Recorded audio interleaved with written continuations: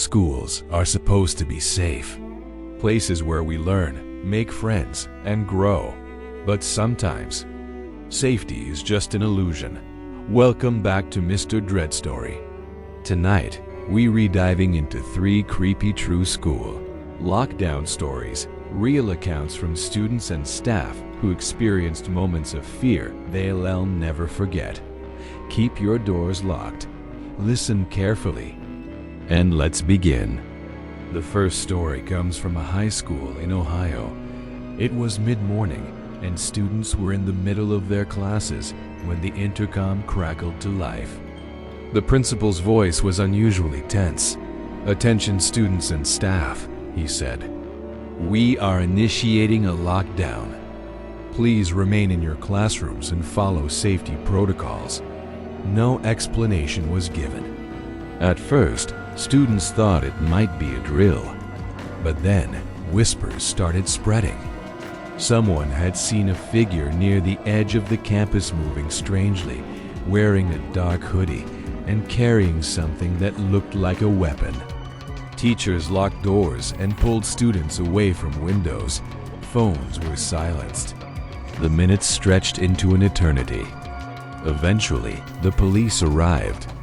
The figure was gone. Nothing was ever found. No weapon. No traces of anyone trespassing. But students still remember the eerie feeling, the way the hallways went completely silent, as if the building itself was holding its breath. The second story comes from a middle school in California. It was a typical afternoon. Students were finishing up assignments when suddenly the fire alarm went off. But something felt off, too chaotic, too uncoordinated. The office quickly announced a lockdown. Students were told to hide under desks and remain absolutely silent. Through a small crack in the classroom door, a few students claimed to see a shadow moving in the hallway. Tall, thin, and unnaturally fast. No one moved. No one breathed. After what felt like an hour, the police cleared the school. The hallway was empty. No intruder. No evidence. What made this story particularly disturbing was that several students reported feeling watched for weeks afterward, as if the shadow had never left.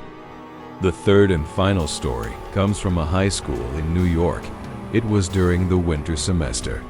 A student was in the library after school when an alert came over the intercom. "This is not a drill." Lockdown immediately. Panic spread quickly. Students and staff barricaded doors and hid in corners. The library lights flickered and the security cameras began acting strangely, cutting in and out. One student, hiding behind a shelf, saw movement near the front entrance. A figure crouched low, scanning the library silently. Officers arrived minutes later, but the figure had disappeared. Nothing was ever recovered, no signs of forced entry, no footprints, no weapon. The most unsettling part? The security footage that night was partially corrupted.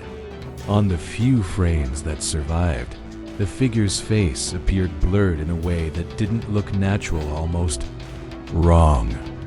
School lockdowns are meant to protect, to keep us safe. But these stories remind us that fear can appear anywhere, even in the places where we feel safest. The quiet halls, the empty classrooms, the shadows in the corner. Sometimes the danger is real. Thanks for watching. Please like, share, and subscribe.